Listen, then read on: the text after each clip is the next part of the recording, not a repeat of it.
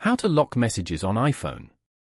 To get started, first of all go to your iPhone home screen. The home screen is the primary interface for accessing apps, widgets, and system controls. It features a customizable grid of app icons, widgets, and potentially folders for organizing apps.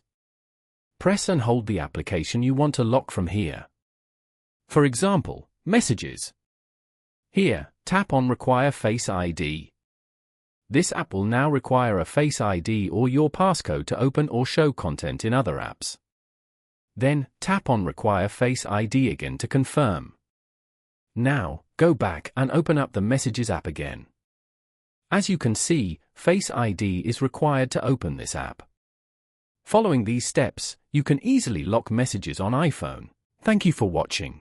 Please leave a like if this tutorial helped you, or leave a comment below if you have any questions related to the video.